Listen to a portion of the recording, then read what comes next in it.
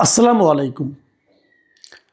প্রিয় দর্শক, নতুন সরকারের যাত্রার সময় একদম শুরুর দিন, যেদিন তারা একটা মন্ত্রিসভা গঠন করলো, ক্যাবিনেট গঠন করলো, ক্যাবিনেটের নাম আমরা দেখতে পেলাম, সেদিনে আমি একটা কন্টেন্ট করেছিলাম এবং যেখানে আমি যে নতুন যাদের মন্ত্রী বানানো হয়েছে তাদের মধ্যে একজনকে নিয়ে আমি একটু আপত্তির কথা বলেছিলাম।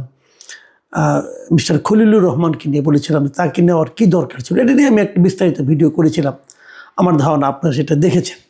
সেখানে অনেকে এরই মধ্যে মন্তব্য করেছেন, আমার কেউ কেউ সমালোচনাও করেছেন। একজন তেমনভাবে লিখেছেন যে ভাই, একটা সরকার গঠন হলো, কাজ শুরু করতে পারলো না, আপনি সমালোচনা শুরু করে দিলেন। ঠিক আছে, আপনার অভিযোগ সত্য, আসলেই তারা কাজটা শুরু করতে পারেনি, তখনই সমালোচনা করেছি। এটা এই কারণে করেছি যে এটা আসলে আজকে মূল আলোচনা নয়, তবু একটু বলি। এটা এই কারণে করেছি যে আপনি যদি নিজে বুঝতে পারেন যে একটা কাজ ভুল হচ্ছে, যদি তাকে আপনি পছন্দ করেন, অথবা সে যে কাজটা করছে এটা যদি আপনার এবং আপনাদের জীবনযাপনের জন্য প্রভাব বিস্তার করে, তাহলে কিন্তু এটা শুরু করার আগেই বলতে হয়। শুরু করলে তো শুরু হয়ে গেল, তখন থামানো কিন্তু আরও কঠিন। তো আগে ভাগে বললে যদি শুরুও হয়ে যায়, তারপরেও কিন্তু ওই বিষয়ে একটু সতর্ক নজর থাকে সবারই, যে কেন কাজটা করলো। আমি কিন্তু ওটাতে খালি সমালোচনাই করিনি, আমি বর্তমান সরকার প্রধানকে একটু সতর্ক করে দেওয়ার চেষ্টা করেছি যে কাজটা কী কারণে কী হলো, আমার কাছে মনে হয়েছে ভুল হলো, সেটা আমি ইনফর্ম করেছি ওনাদেরকে, আর তো কিছু না। এখানে এটা কোনো সমালোচনা নয়, এটা এবং এই সমালোচনাটা আমি মনে করি ওনারাও এটাকে হয়তো ইতিবাচকভাবেই দেখবেন। যাই হোক, ওই আলোচনা আমি এখন আর করছি না। পরে হয়তো কখনো যদি আমি এটা নিয়ে, দর্শকদের আরও মতামত আছে, এগুলি নিয়ে হয়তো কাল পরশু একটা কন্টেন্ট আমি করব। আজকে আমি যা বলার জন্য বলেছি যে নতুন সরকার যে যাত্রা শুরু করলো, কেমন হলো তাদের যাত্রাটা, এটা আমি আজকে তাদের প্রথম ক্যাবিনেট মিটিং হলো। এটাই হয় যে যখন নতুন একটা সরকার যাত্রা শুরু করে, একদম প্রথম দিনে সব মন্ত্রীদের নিয়ে ওনারা কিন্তু বসেন। এই 50 জন মন্ত্রী বসেছিলেন, তারেক রহমান সহ 50 জন, তার সঙ্গে আরও 10 জন উপদেষ্টা ছিলেন, ওনারাও ছিলেন একসঙ্গে, সবাই মিলে একটা মিটিং করেছেন। এবং সেখানে কী কী করতে চান ওনারা, তার একটা মোটামুটি একটা ধারণা পরস্পরকে দিয়েছেন। প্রধানমন্ত্রী বিশেষ করে দিয়েছেন ওনার কি প্ল্যান আছে, সেই প্ল্যানগুলি বলার জন্য। আপনাদের মনে আছে, উনি এসেই বলেছিলেন আমার একটা প্ল্যান আছে, একটা না, ওনার অনেকগুলো প্ল্যান আছে। আমরা সেই অনেকগুলো প্ল্যানের বাস্তবায়ন ধীরে ধীরে দেখতে চাই, এবং তার আগে প্ল্যানগুলিও শুনতে চাই যে উনি কে প্ল্যান করেছেন।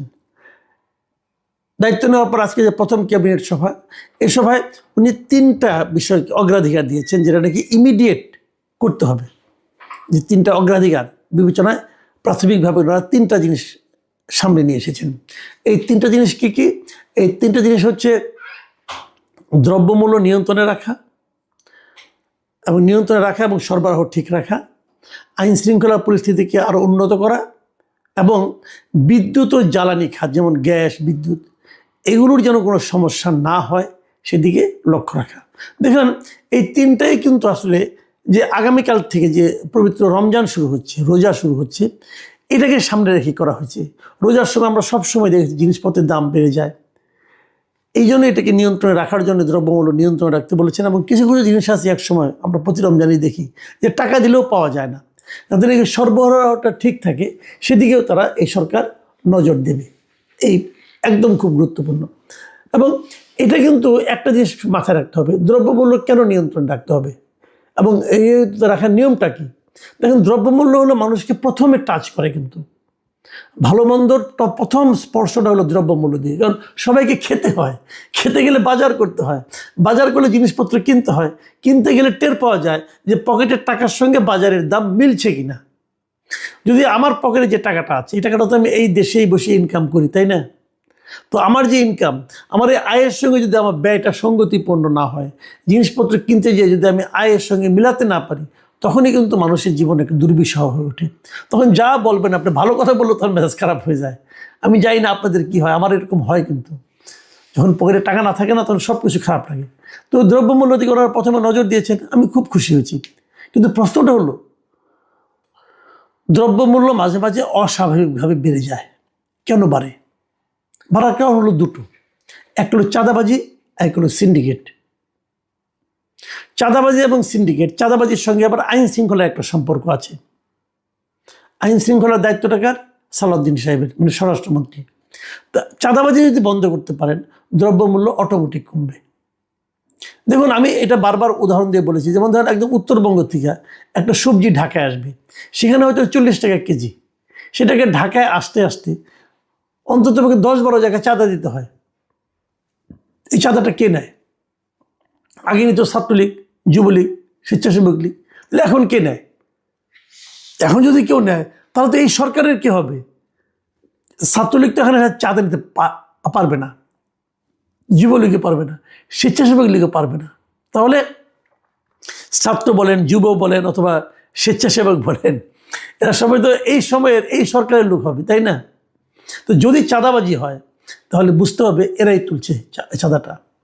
এবং চাঁদাবাজি হলে দায়টা কিন্তু আলটিমেটলি, যেহেতু সরকারের অঙ্গ সংগঠন অথবা ভ্রাতৃপ্রতিম সংগঠন তুলছে, তখন দায়টা কিন্তু আলটিমেটলি সরকারের উপর আসবে। সরকার কি চাঁদাবাজি বন্ধ করতে পারবে? পারবে কি পারবে না, এটা আপনি আমি সবাই বুঝতে পারবো। কীভাবে বুঝতে পারবো? ধরেন আওয়ামী লীগ আমলে চাঁদাবাজি হতো, আমরা শুনতাম, একটা নিউজও হয়েছিল আওয়ামী লীগ আমলে, আওয়ামী লীগ সরকার চলে যাওয়ার পর, যে এক কাউরান বাজার থেকে নাকি আওয়ামী লীগের যিনি স্বরাষ্ট্রমন্ত্রী ছিলেন, তিনি প্রতিদিন 1 কোটি টাকা নিতেন। মানে চাঁদা যা উঠতো এখান থেকেই তার 1 কোটি টাকা ওনাকে দিতে হতো। তাহলে যদি 1 কোটি টাকা ওনাকে দিতে হয়, তাহলে তুলতো কত কোটি টাকা? কারণ যারা তুলতো তাদের মধ্যে কয়েকটা স্তর আছে কিন্তু মাস্তানির, সেই যারা মাস্তানি করতো তারা তো নিশ্চয়ই ভাগ বাটোয়ারা নিত। তো সেই জিনিসটা তারা চলে যাওয়ার পর অন্তর্বর্তীকালীন সরকারের সময় চাঁদাবাজিটা কি কমেছিল? কমেনি। কারা নিয়েছে চাঁদা? কারণ বাজার যান, জিজ্ঞাসা করলে জানতে পারবেন যে বিএনপি নামধারী কেউ নিয়েছিল, তাদের সবাই তাকে চিনে। তো সেও তো আছে এখনো সে ওখানকে বিভিন্ন কমিটিতে আছে, বাজার কমিটিতে আসছে, মসজিদ কমিটিতে আছে কিন্তু উনি আছেন, কাউকে হিসাব দেন না। তো উনি কি থাকবেন আগামীতেও? ওখানে তো বিএনপি এমপি হয়নি, তাহলে এটার কি হবে? এই রোগের চিকিৎসা কি?